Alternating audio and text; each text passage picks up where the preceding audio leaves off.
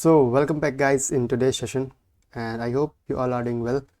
And पिछले lecture के अंदर हमने स्कोप के बारे में जाना था, काफ़ी इन डेप्थ डिस्कशन रहा था हमारा, काफ़ी एरर्स के साथ हमने चीज़ों को खेला था एंड समझा था अपने टॉपिक को। सो उसी सीरीज़ को कंटिन्यू करते हुए आज हम पहुँचे हैं अपने दिस एंड एरर फंक्शंस के ऊपर। तो दिस के बारे में हमने थोड़ी बात पहले कर रखी है, आज फिर से एक डेप्थ में डिस्कशन लेंगे with joining it with using functions also, किस तरीके से वर्क करता है, थोड़ा ब्राउज़र में कैसा दिखता है, ये सब जानेंगे। एंड एरो फंक्शंस के बारे में एकदम पूरा डिटेल में डिस्कशन करेंगे। तो चलो शुरू करते हैं, देर किस बात की। तो हाँ, कुछ गड़बड़ कर दी थी मैंने शायद से पिछले अपने लेक्चर्स के अंदर।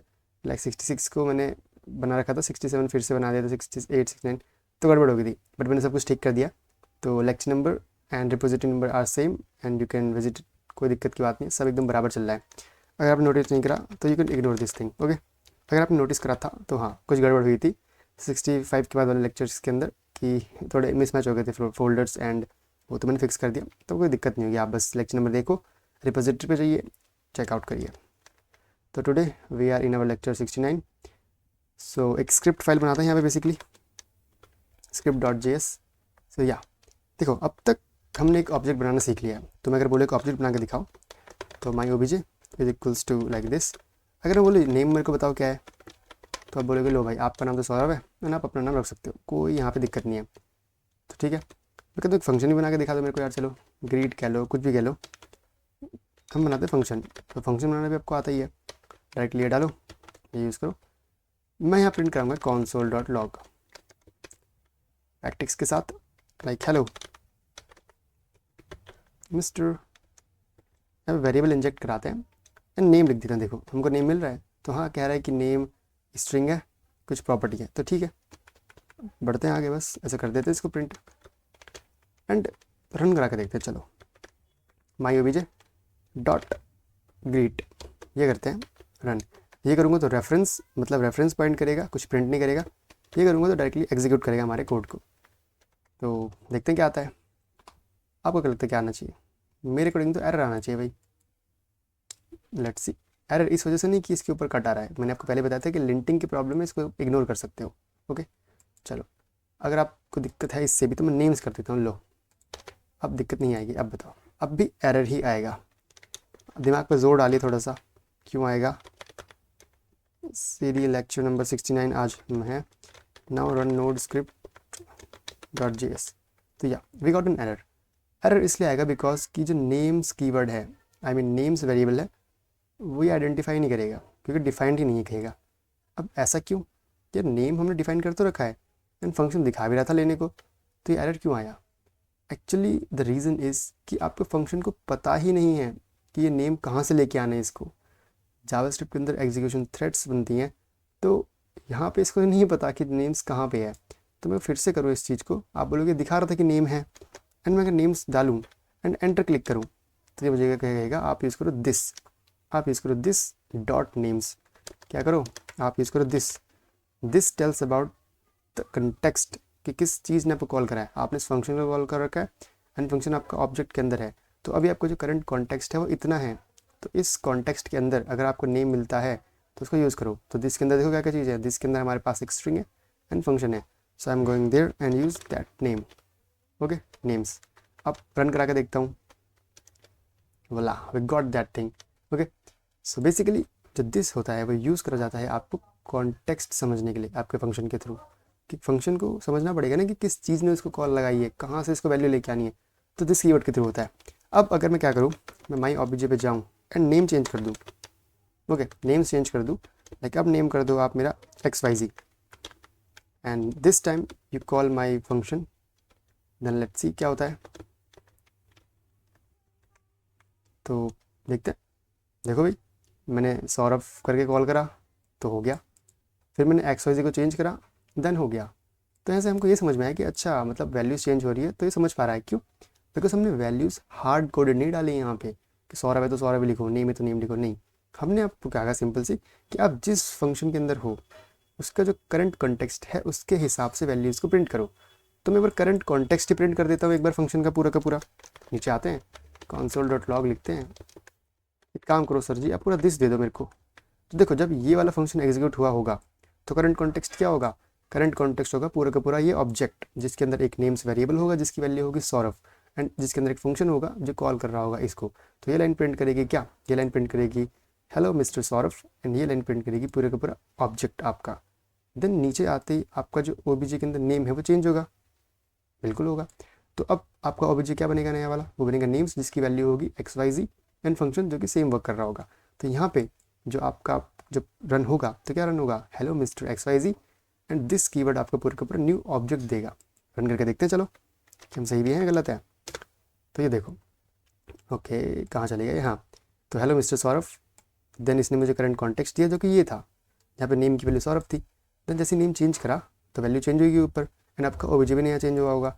तो इसने प्रिंट करा हेलो मिस्टर XYZ, एंड नया जो ऑब्जेक्ट आया था वो आया था ये।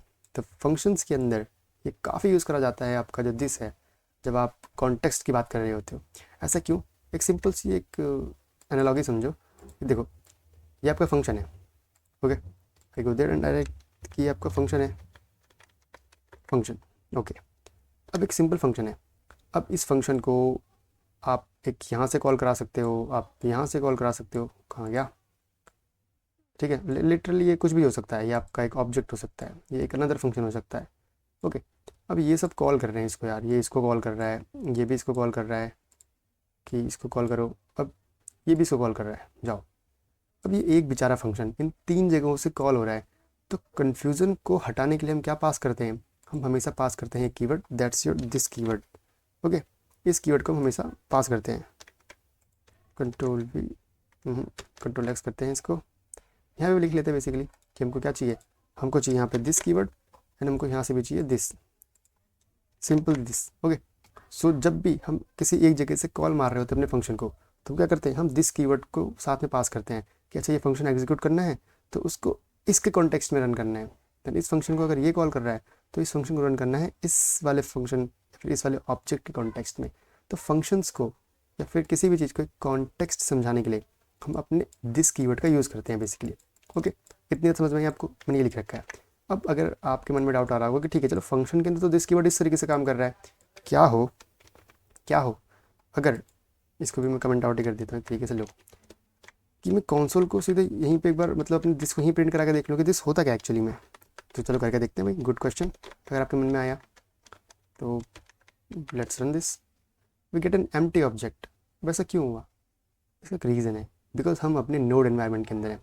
अगर मैं सेम लाइन को कंट्रोल X भी कर लेते हैं, अगर सेम लाइन को मैं अगर ब्राउज़र में रन करूँ तो देखते हैं क्या आउटपुट आता है। इसको यहीं पे खोलते हैं F12 एंड या इट्स क्लियर, कंट्रोल L, चलो सेम चीज़ प्रिंट करी मैंने यहाँ पे, लेट्स एंटर। सो देखो हमें यहाँ पे एक ऑब्जेक्ट मिला जो कि है आपका विंडो ऑब्जेक्ट, एंड एक इंटरव्यू क्वेश्चन है कि अगर आप ब्राउज़र में खोलोगे तो आपको क्या मिलता है, तो मोस्ट ऑफ द टाइम आपको विंडो ऑब्जेक्ट ही मिल रहा होता है 99% ऑफ टाइम, ओके। इसके अंदर आपके सारे के सारे जो भी मतलब हिडन आपके चल रहे होते हैं ना ब्राउज़र के अंदर, वो सब होते हैं। लाइक किस जगह पे क्लिक हुआ, आपके पॉइंटर की पोजीशन कहाँ पे थी, लेट अगर आप ध्यान से देख पा रहे हो देखो ऑन प्ले क्या है, देन आपको बहुत सारे फंक्शंस मिलेंगे यहाँ पे, on select, on installed, and बहुत सारे तो ऐसे जो आप यूज़ भी नहीं करोगे कभी, बट हाँ वो एग्जिस्ट करते हैं यहाँ पे। Page offset, parent, print, prompt, देखो screen left, screen top, screen X Y, then scroll by X, set theme, set timeout, set interval, आप आगे सीखोगे सेट इंटरवल के बारे में, then status bar, stop, toolbar, top, इतने सारे functions देखो आपको इस विंडो ऑब्जेक्ट के अंदर मिल रहे हैं। तो आप देख पा रहे हो कि कितना पावरफुल है दिस आपका जब वो यूज़ करा जाता है ग्लोबल कॉन्टेक्स्ट के अंदर। तो यहाँ पे जो दिस हमने ग्लोबल कॉन्टेक्स्ट में यूज़ करा है वो नोड के अंदर तो एक एम्प्टी ऑब्जेक्ट की तरह वर्क करता है, but in browser it runs like an whole beast. यही चीज़ होती है जो आपके पूरे के पूरे डॉम को कंट्रोल करती है, दिस वाली, कि भाई अच्छा विंडो के अंदर ये चीज़ यहाँ पे है, वहाँ पे है, ये सब। तो ये ग्लोबल दिस है आपका बेसिकली, ठीक है। तो इसको भी आप कमेंट आउट करिए एंड थोड़ा पढ़िएगा इसके बारे में। चलो इतना समझ में आया आपको, आई होप। थोड़ा एक्सप्लोर करना उस चीज़ को भी। तो मैंने यहाँ पे ये लिख रखा है, एक बड़ी प्यारी सी डेफिनेशन लिखी है कि this refers to the context. This क्या करता है, this basically refers to the context in which a function is executed. This आपका रेफर करता है कॉन्टेक्स्ट को जिसमें आपका फंक्शन क्या होता है, एग्जीक्यूट होता है। एंड ये डिपेंड करता है कि आपका फंक्शन कहाँ से एंड कैसे कॉल हुआ है, बेसिकली इन दो चीज़ों पर डिपेंड करता है। दिस कीवर्ड आपको यही क्लैरिफाई करता है जब एक फंक्शन कॉल होता है, ओके। सिंपल सी चीज़ें, कुछ एकदम हार्ड एंड फास्ट नहीं है, आप प्रैक्टिस करते करते सीख जाओगे। नहीं भी समझ आया, जितना समझ आया ठीक है, आगे जब आप प्रैक्टिस कर रहे होगे तो आपको चीज़ें मिल रही होंगी। अब जैसे हमने आपके जो दिस कीवर्ड को एकदम ग्लोबल में यूज़ करके देखा, सेम एज अगर मैं एक फंक्शन क्रिएट करूँ, नेम ही रहने देते हैं इसका नाम, यहाँ मैं अगर प्रिंट करा के देखूँ अपने इसको तो क्या होगा, लेट्स सी। चलो देखते हैं व्हाट वी गॉट हियर। कुछ भी नहीं मिला, ऐसा क्यों? फिर से प्रिंट करके देखते हैं। चलो उससे पहले एक बार कॉल भी तो कर ले अपने फंक्शन को, सिर्फ डिक्लेयर करने से या फिर डिफाइन करने से थोड़ी अपना फंक्शन चल जाता है। करके देखते हैं चलो। तो हमको यहाँ पे भी कुछ चीज़ मिली, वाओ इंटरेस्टिंग, वेरी इंटरेस्टिंग। देखते हैं क्या मिला हमको। कुछ प्रॉपर्टीज़ मिली, माइक्रो टास्क, स्ट्रक्चर, अडॉप्ट, तो देखो set interval, set time out, clear time out, ये सब हम आगे सीखेंगे। काफ़ी इंटरेस्टिंग मेथड्स हैं ये सब, आपके बहुत यूज़ भी होते हैं। एंड ये सब हमको कुछ मिला, लाइक एक रेफरेंस मिला ग्लोबल ऑब्जेक्ट का, क्लियर, इमीडिएट, ये सब था। तो ठीक है, हमको समझ में आया कि अच्छा जब हम फंक्शंस के अंदर भी अपने दिस को कॉल करते हैं तो हमको ये वैल्यूज़ मिलती हैं कुछ। अब ठीक है, चलो अब एक सिंपल सा एक काम करते हैं हम कि चलो फंक्शंस अगर होता ही है तो एक फंक्शन बनाते हैं सिंपल। इसका नाम देते हैं ग्रीट फंक्शन। पैरामीटर्स कुछ नहीं देंगे अभी, नेम लिखते हैं कि यहाँ पे सौरभ। Okay good. अब मैं क्या करूँ, कॉन्सोल करवाऊँगा, कॉन्सोल डॉट लॉग। अब आप बोलोगे कि हमें यहाँ पे भी दिस यूज़ करना होता है, तो देखते हैं एक बार। चलो दिस डॉट नेम्स कर देते हैं। आपको क्या पता लग रहा हो नेम में ऐसा क्यों हो रहा है, तो लो चलो ठीक है, करके देखते हैं एक बार। प्रिंट ग्रीड को कॉल करते हैं।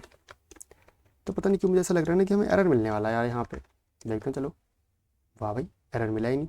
क्यों नहीं मिला?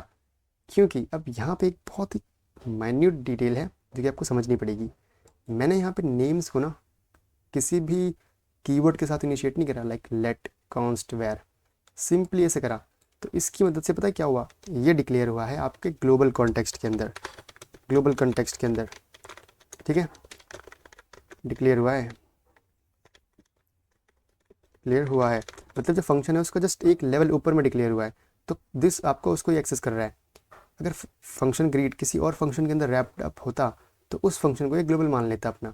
बट जैसे ही मैं अगर यहाँ पर लेट लगा दूँ, तब देखना क्या होगा, हमें एक अनडिफाइंड वैल्यू मिल रही होगी। हमें एरर नहीं मिलेगा, बट क्या हमारा फंक्शन अनबिहेवियर तरीके से वर्क करेगा यहाँ पे। तो इस बात को ध्यान रखना है कि लेट कीवर्ड लगाने से आपका जो वेरिएबल है वो लोकल कॉन्टेक्स्ट में डिक्लेयर होता है, बट दिस जो चलता है वो ग्लोबल कॉन्टेक्स्ट में चलता है। तो उसके लिए हमें क्या करना पड़ेगा, उसके लिए हमें जो लेट कीवर्ड है उसको सिंपली हटाना पड़ेगा। एंड नेम्स अभी आपका ग्लोबल कॉन्टेक्स्ट में इनिशियलाइज हुआ है, देन आप उसको यूज़ कर पा रहे हो using this keyword. Okay, easy चीज़, कुछ मुश्किल नहीं था, कुछ भी मुश्किल नहीं था। ये लिखा है मैंने यहाँ पे फंक्शन को। अगर आपके मन में आ रहा हो कि अगर हम दूसरे तरीके से फंक्शन डिक्लेयर करें तो क्या होगा, मतलब देखो इसको करता हूँ कमेंट आउट ऐसे, ये कंट्रोल सी कंट्रोल वी, इनका नाम देता हूँ ग्रीट वन, ऐसे। अब कंट्रोल सी ऐसे, कॉन्स्ट, इस तरीके से मैं अगर डिक्लेयर करूँ, अलग कुछ नहीं है, बस एक एक्सप्रेशन की फॉर्म में मैंने डिक्लेयर कर रखा है इसको। अब देखते हैं क्या होता है, क्या पे रन होगा या नहीं होगा, देखते हैं। देखो रन हो रहा है बिल्कुल बढ़िया तरीके से।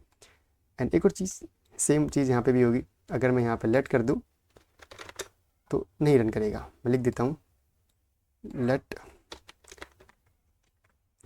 लोकल कॉन्टेक्स्ट के अंदर डिक्लेयर हुआ है, लेट के वजह से लोकल कॉन्टेक्स्ट के अंदर डिक्लेयर हुआ है। तो रन करके देखते हैं एक बार, होता है नहीं होता। अरे वाह भाई, अब भी हो रहा है। अब कैसे हो रहा है ये चीज़ आखिर, ये तो बड़ी मस्त चीज़ है ना। तो इसको मैं कमेंट कर देता हूँ एक बार, चलो कमेंट कर देते हैं। एंड ठीक है, फंक्शन कमेंट नहीं करते, सिंपल इसको कमेंट कर देते हैं ग्रीट।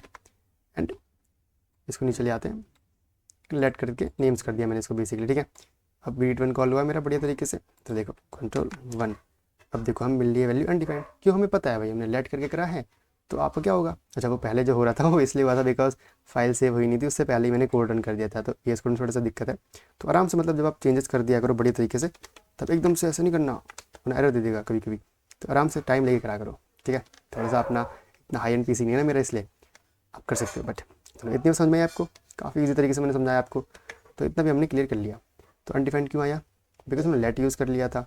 तो इसकी वजह से आपका जो बेसिकली ये दिस वाला सीन था वो यहाँ पे रन नहीं हो पाया। अगर मैं सिंपल इसको बिना लेट के करता तो रन कर जाता। एकदम ईजी चीज़ समझाई। एंड मैंने आपको एक्सप्रेशन की तरह भी समझा दिया, ठीक है। अब क्या तरीका है मेरे पास, लेट्स देखते हैं और हमें क्या सीखना है यहाँ पे। तो हम डायरेक्टली सीधे एरो फंक्शंस के अंदर आ गए बेसिकली यहाँ पे भाई। और कुछ नहीं सीखना ना, अपना हमने कवर कर लिया and we are good to go now think. चलो चलें आगे। अब जो हम चीज़ देख रहे थे कि दिस आपका जो कीवर्ड है वो कहाँ कहाँ पे रन होता है बेसिकली एंड कहाँ कहाँ पे रन नहीं होता। तो एक बार एक काम करते हैं कि ग्रीट वन को ना कॉपी कर लेते हैं एक बार। जस्ट मेरा मन कर रहा है कि एक्सपेरिमेंट करने का मन कर रहा है मेरा। कंट्रोल सी करते हैं, नीचे आ जाते हैं फटाफट, कंट्रोल वी करते हैं एंड ग्रीट वन को कॉल कर लेते हैं। टू नाम से दे देते हैं इसको, चलो वैल्यू ग्रीट टू, चलो गुड।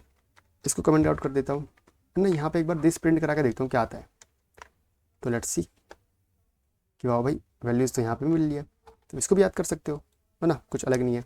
कहीं आपको लग रहा था कि वो मिलेगा एरर, तो नहीं, यहाँ पे नहीं मिलता एरर, यहाँ पे आपको प्रॉपर वैल्यू मिलती है। तो फंक्शन आप चाहे सिंपल वे में डिफाइन करो या फिर आप एक्सप्रेशन वाले वे में डिफाइन करो, you will get the values inside the function in this keyword. अब यही चीज़ ना गलत हो जाती है कब, जब हम यूज़ करते हैं अपने एरो फंक्शंस को। तो एरो फंक्शंस की अगर हम हल्की से झलक लेना चाहें तो किस तरीके से ले सकते हैं, मैं लिख देता हूँ कि we are going to start okay arrow functions. Arrow function simply क्या होते हैं, कुछ नहीं होता, पता कुछ भी नहीं होते हैं। देखो जस्ट आपने अगर एक फंक्शन लिख दिया, अच्छा एरो वाई फंक्शन क्या होता है भाई, एरो लिखो ना यहाँ पे सिंपल, एरो फंक्शन क्या। तो जैसे आपने फंक्शन अब तक लिखा, फंक्शन ऐसे लिखा कि फंक्शन का नाम लाइक ग्रीट वाला लिखते हैं, चलो ग्रीटिंग लिख देते हैं, पैरामीटर कुछ नीचे मेरे को। एंड इसको भी हटाओ एक बार। जब हम ये वाला फंक्शन लिखते थे ना, expression function like const greeting equals to function ये console.log लिख दो, सौरभ ऐसे,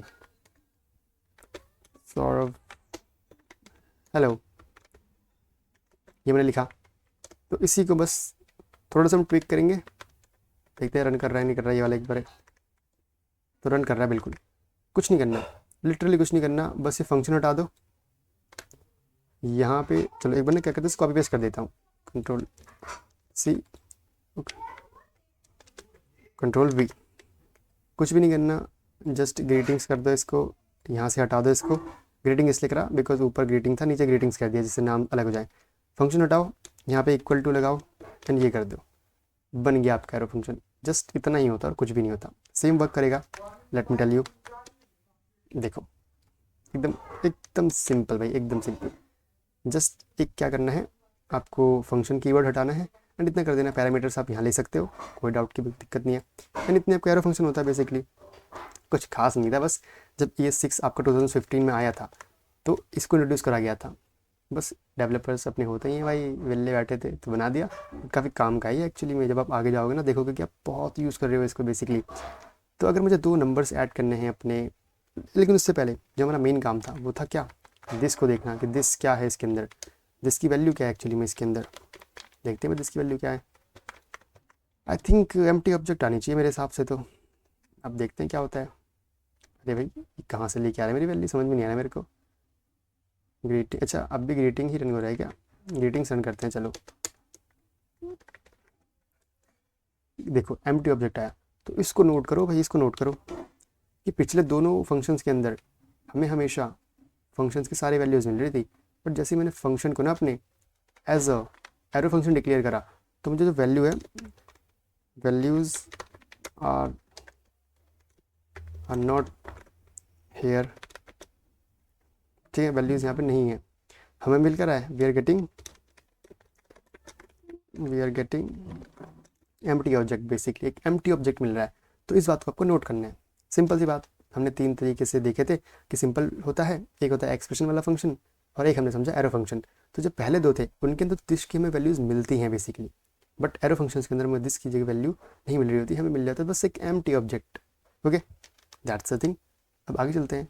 अगर मैं आपसे बोलूँ कि चलो एरो फंक्शंस का यूज़ करके ना 2 नंबर्स को ऐड करो, तो आप सिंपल वाले कैसे करोगे। आप बोलोगे चलो मुझे फंक्शन क्रिएट करना है, तो सबसे मैं करता हूँ कॉन्स्ट ऐड नम बोलोगे, चलो इसका नाम दे दिया ऐड नम। ओके ऐड नम। अब आप फंक्शन कीवर्ड यूज़ करोगे, बट एरो फंक्शन में नहीं करते, सिंपली स्कोप खोलो एंड इक्वल टू साइन ये लगाओ एंड ये ओपन कर दो, बस बन गया आपका एरो फंक्शन। आपको वैल्यूज़ लेनी थी तो यहाँ ले लो num1 num2 सिंपल, एंड नीचे जाओ एंड बोलो रिटर्न कर दो इसको यार, रिटर्न कर दीजिए इसको, num1 प्लस num2 को रिटर्न कर दो बेसिकली। और क्या रिटर्न करोगे, and we just go there, console.log add num 1,2, simple, एकदम मैथमेटिक्स वाली कर रहे हैं, खतरनाक वाली। 3 हमको मिल गया। ये हमें परेशान जो कर रहा है इसको कमेंट कर देते हैं बेसिकली यहाँ से। चलो ठीक है, तो इतना ईजी था। बताओ एरो फंक्शन में कुछ भी खास था ना? बट अब कुछ खास चीज़ें समझते हैं। चलो वो खास चीज़ें क्या है कि ये तरीका तो है लिखने का, नो डाउट। यहाँ पे ना एक्चुअली हो क्या रहा है, यहाँ पे हो रहा है एक्सप्लिसिट रिटर्न। अगर आपने explicit implicit data type convergence के बारे में समझा है तो आपको समझ में आ गया कि मैं कहना चाह रहा हूँ। एक्सप्लिसिट मतलब हम खुद से रिटर्न कर रहे हैं, बट जो आपको एरो फंक्शन है वो सुविधा देते हैं इम्प्लिसिट रिटर्न की, मतलब कि अच्छा ये क्या से आ गया भाई साहब, आप हटो यहाँ से। I need this thing, Ctrl+C Ctrl+V, okay, just uncomment this thing. या अब हम सीखेंगे अपने इम्प्लिसिट रिटर्न को। उसके लिए मुझे क्या करना पड़ता है, सिंपल ही हटा दो, सिंपल ये भी हटा दो एंड रिटर्न भी हटा दो, बस। अगर आपके पास सिर्फ एक स्टेटमेंट है जो आपको रिटर्न करनी है तो आप उसको इस तरीके से भी लिख सकते हो। ये आपका हो जाता है इम्प्लिसिट रिटर्न। अगर मैं इसको करूँ तो देखो ये भी वर्किंग है प्रॉपर वे में, कुछ गलत नहीं है। तो मैं कर देता हूँ इसका भी कमेंट। अब इम्प्लिसिट वर्जन का ना एक बहुत ही मतलब प्यारा सा एक सिंटैक्स है, दैट्स योर दिस, कि क्या करो आप बेसिकली, आप यहाँ जाओ एंड इसको ना रैप कर दो बेसिकली किसमें, अब जैसे इसमें रैप कर दीजिए बस, सिंपल सा।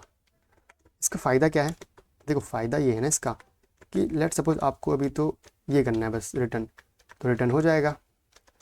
लेकिन क्या पता आपको रिटर्न करना हो यहाँ पे एक स्ट्रिंग, लेट सपोज मैं जाता हूँ यहाँ पे से सौरभ रिटर्न कर देता हूँ, तो देखो ये इसको भी रिटर्न कर देगा।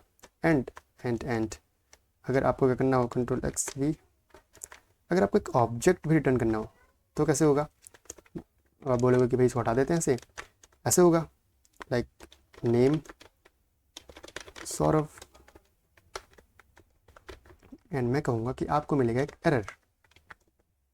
क्यों? बिकॉज हम इस तरीके से देंगे तो ये समझ रहा है कि अभी आपको क्या करना है, आपको एक्सप्लिसिट रिटर्न करना है, इस वजह से इसको ऐसे हटाना पड़ेगा। आई मीन जस्ट एक ये लगाना पड़ेगा, then you can improvisedly do that thing. क्यों नहीं हुई, जस्ट एक बार दोबारा रन कर दो, हो जाएगा। कहाँ दिक्कत आ रही है बाबू मुशाए, सेम नाम के फंक्शन डिक्लेयर कर दिए है ना बाबू मुशाए, दैट्स वाई। अब रन करते हैं, कोई दिक्कत नहीं है, हो जाता है कभी कभी। देखो हो गया रन। तो ऐसे समझनी पड़ेगी आपको कि आपने अगर करली ब्रेसेस यूज़ कर दिए दैट्स मीन कि आपको एक्सप्लिसिट रिटर्न करना पड़ेगा, मतलब खुद से रिटर्न करना पड़ेगा। पर जब आप एक ही लाइन रिटर्न कर रहे हो and let's suppose object return कर रहे हो तो आप अपने इन पैरेंथेसिस का यूज़ करके ईजिली एक लाइन को रिटर्न कर सकते हो। तो ये आपका काफ़ी एक बहुत ही मतलब यूज़फुल टिप दी है मैंने आपको, इसको ज़रूर अपने ध्यान में रखिएगा एंड इस्तेमाल करिएगा। तो इतना हमने समझ लिया, ठीक है, चलते हैं आगे। कुछ समझने लायक है हमारे पास और, तो ये तो हमने समझ लिया भाई इम्प्लिसिट रिटर्न क्या होता है, एक्सप्लिसिट क्या होता है एंड पैरेंथेसिस का मतलब क्या है, क्यों इनको लगाना चाहिए बेसिकली। ओके, एंड आईफी समझ लें आज। चलो इस लेक्चर में समझ लेते हैं अभी। आईफी बेसिकली क्या होता है ना, आपके इमीडिएटली इन्वोक्ड फंक्शन एक्सप्रेशंस होती हैं। एकदम इतना बड़ा नाम है ना, मतलब ये ना कुछ ऐसे फंक्शंस होते हैं जो अपने आप एकदम ही इमीडिएटली इन्वोक हो जाते हैं। तो ऐसी एक्सप्रेशंस, ऐसे फंक्शन एक्सप्रेशंस जो इमीडिएटली इन्वोक हो जाती हैं उन्हें हम कहते हैं आईफी। तो ईजी वर्ड्स में आईफी। तो आईफी आपका एक ऐसा फंक्शन होता है and IIFE is a function that is executed immediately after its definition. Okay, मतलब इफ़ी आपके ऐसे फंक्शंस होते हैं ना जो जस्ट उसके डिफिनेशन के बाद ही एग्जीक्यूट हो जाते हैं अपने आप। ओके, तो ये बहुत कॉमनली यूज होते हैं to create a new scope. एक न्यू स्कोप को क्रिएट करने के लिए हम इसका यूज़ करते हैं, जिसकी वजह से ना जो पोल्यूशन होता है वेरिएबल्स का ग्लोबल स्कोप के अंदर वो काफ़ी कम हो जाते हैं एंड कोड बहुत ही नीट एंड क्लीन, काफ़ी फास्ट हो जाता है एक तरीके से। अब एक बात बताओ, जैसे ना कि आप अपने एक वेबसाइट क्रिएट करी, आपने उसको कनेक्ट करना है अपने डेटाबेस से, तो आप वहाँ पे ना आईफीज यूज़ करोगे, इमीडिएटली इन्वोक फंक्शंस, जो ना जैसे आपका वेबसाइट लोड हुई अपने आप ही फंक्शंस रन होंगे एंड डेटाबेस से कनेक्ट हो जाएंगे। ओके, तो देखो ये आपका एक हमने फंक्शन बना रखा है, वेरिएबल के अंदर फंक्शन है। ओके, एक हेलो प्रिंट कर रहा है बेसिकली। तो ये भी आपका क्या है, it's also printing just after definition. ये भी आपको ना जस्ट डेफिनेशन के बाद ही प्रिंट कर रहा है, but we have to explicitly call कि यार प्रिंट फंक्शन आप कॉल हो जाइए। बट आईफी नहीं है। क्यों नहीं है आईफी? बिकॉज आईफी का एक पर्टिकुलर सिंटेक्स होता है जिसकी वजह से हम एक डिक्लेयर कर पाते हैं कि अच्छा ये तो आईफी है भाई। कैसा सिंटेक्स? सिंपल। कैसा? देखो नीचे जाते हैं and let's talk about IIFEs. Simple लिखते हैं आईफी। भौकाल मचाना है तो ऐसे कर दे लो। हम बात करने जा रहे हैं आईफी के बारे में। हाँ जाते हैं इधर, चलो बूम, गुड। चलो आईफी के बारे में बात करने जा रहे हैं। तो देखो अगर मैं कॉन्स्ट रन नाम का फंक्शन बनाऊँ, फंक्शन नेम हटाते हैं, कहते हैं इसको console dot log, I will say running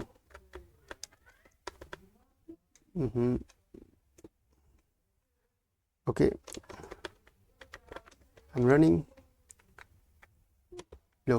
okay and अब मैं कॉल करूँगा रन को, तो देखो ये जस्ट रन हो जाएगा। ऑब्वियस सी बात है।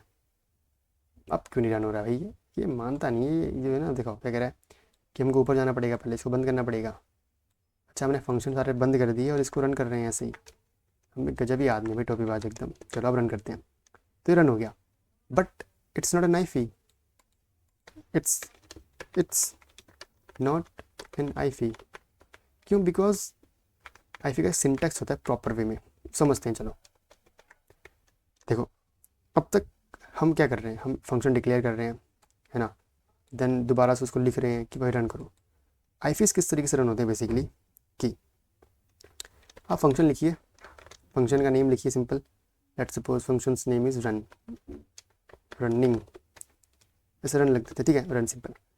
Then just go there and write की console dot log running in faster way, running in faster way. Okay and then simple क्या करिए, यहाँ पे की लगा दीजिए बस। हमने फंक्शन नेम दोबारा लिखने को अवॉइड कर दिया बेसिकली। बट हमें मिल रहा है एक एरर। पढ़ते हैं क्या एरर मिल रहा है यार। ये एक्सप्रेशन एक्सपेक्ट कर रहा है। तो एक्सप्रेशन किस तरीके से क्रिएट करते हैं अब भी हम समझ के आए हैं। कहाँ पे? यहाँ पे कि बस पैरेंथेसिस रैप कर दो, वो एक एक्सप्रेशन बन जाएगी। तो ठीक है, फॉलो करते हैं इस बात को एक बार। यहाँ जाते हैं, इसको रैप कर देते एक बार पैरेंथेसिस के अंदर। लो रैप हो गई। अब एक बार रन करें तो क्या होगा, लेट्स सी। एरर आ गया। Oh my god, why we are getting an error. Let's see, tackle करते हैं चलो। ये कह रहा है कि ये तो एक फंक्शन ही नहीं है। तो यार अब फंक्शन नहीं है तो इसको कैसे ठीक करें बेसिकली। तो इसको कर देते हैं, फिर से रन करते हैं। चलो क्या पता VS कोड का एरर ना हो भाई, हो सकता है ना आपके मन में आ रहा हो कि भाई क्या पता VS कोड ट्रिप कर रहा हो आपका। अब भी रन नहीं हुआ। ओहो, तो क्या ये आईफी का करेक्ट मतलब सिंटेक्स नहीं रन करने का? अब समझते हैं एक्चुअली हो क्या रहा है यहाँ पे। देखो कि देखो जो फंक्शंस आपके बेसिकली क्या होते हैं, डेफिनेशन कुछ अलग नहीं है फंक्शंस की। लाइक लिटरल जैसे डिफाइन करते हैं वैसे डिफाइन करेंगे। देखो हमने फंक्शन लिखा, ठीक है, हमने रन लिखा, फिर हमने पैरेंथेसिस दी एंड उसको एक एक्सप्रेशन में रैप कर दिया। सिंपल काम करा है ना। चलो आगे चलते हैं। ठीक है, हुआ, रुको, लेट मी सी इट। हाँ ठीक है, we don't have to call it explicitly like run करके। ऐसे मुझे करना नहीं पड़ेगा कि मैं यहाँ पे जाऊँ, बोलो कि रन करो एंड तब रन करके देखूँ। अब भी हमें एरर मिलेगा, पक्का है एरर मिलेगा। तो एक बार समझ के सिंटेक्स समझते हैं, एरर्स के बाद में टैकल करेंगे बेसिकली। अब इधर जाइए, या हटो आप एक बार एंड इसको हटा दो एक बार के लिए, बस एक छोटी सी हमने हटाई। अब रन करके देखते हैं क्या होता है। अब भी रन नहीं हुआ। एरर क्या होगा कि वह डिफाइंड ही नहीं है ना, कोई वैल्यू एक फंक्शन ही नहीं है बेसिकली है। समझते हैं बेसिकली देखो हो क्या रहा है एक्चुअली में। अरे कहाँ गया है, ये होते हैं आईफीज़ हमारे। आईफीज़ क्रिएट करने का सिंपल वे क्या होता है कि देखो हम फंक्शंस लिखेंगे, कहाँ गए फंक्शंस लिखेंगे, इन फंक्शन का नाम एंड जस्ट वही अपनी पैरामीटर्स वाली लाइन, देन अपने स्कोप ओपन करेंगे, फिर उसको रैप करेंगे अपने पैरेंथेसिस के अंदर एंड जस्ट डायरेक्टली उसके बाद ही कॉल कर देंगे। तो ये तरीका होता है अपने आईफीज़ को क्रिएट करने का। हमने कुछ मिस्टेक करी है क्या? बताओ, हमने कुछ मिस्टेक करी है या नहीं? अरे हमने तो कुछ मिस्टेक नहीं करी यार, तो दिक्कत क्या दे रहा है ये? दिक्कत दे रहा है, इसको हटाते हैं एक बार, कमेंट करते थे इसको भी लोग। अरे हटो भैया आप, हाँ चल नीचे आओ। अब एक बार दोबारा आईफी क्रिएट करते हैं चलो। ओके ये कर दिया हमने, स्केप, बूम, यस। चलो फिर से रन करके देखते हैं एक बार। कंट्रोल शिफ्ट ई, CD lecture number 69 node script.js। आओ हमारा जो इफ़ी है वो कन्वर्ट हो चुका है। ओके, तो रन हो गया। गलती क्या थी? कुछ गलती नहीं थी, पता है, जस्ट मैंने आपको एरर्स इंट्रोड्यूस करवाया था, गलती कुछ नहीं थी। बस बात समझ वाली क्या है ना, यहाँ पे देखो फंक्शंस की डेफिनेशन सेम है, हमने करा क्या, उसको बस एक पैरेंथेसिस में रैप कर दिया। Due to wrapping of parenthesis ये बन गया एक एक्सप्रेशन की तरह, एंड डायरेक्टली इस लाइन के थ्रू हमने उस एक्सप्रेशन को इवेल्युएट भी कर दिया। तो यही ईवीज होते हैं, आईफीज होते हैं बेसिकली, आईफीज डायरेक्टली आपके डेफिनेशन के बाद ही एग्जीक्यूट हो जाते हैं यहाँ पे। ओके, आई होप समझ में आ गई बात। एंड जितने एरर्स हमने डिस्कस करे उनको भी अपने ध्यान में रखना कि एरर्स नहीं थे बेसिकली, वो जिस तरीके थे समझाने के आपको कि हाँ इन तरीक़ों से आप क्रिएट कर सकते हो, बट वो क्रिएट नहीं करने, बिकॉज आईफीज का एक पर्टिकुलर सिंटेक्स होता है। सिंपल फंक्शन की तरह लिखो, बट या फंक्शन जहाँ पे एंड हो रहे हैं उनको रैप कर दो एक पैरेंथेसिस में, जिससे बन जाते हैं एक्सप्रेशन। एंड देन उस एक्सप्रेशन को लोड करने के लिए फिर रन करने के लिए डायरेक्टली काउंट कर दो बिना नाम दिए हुए।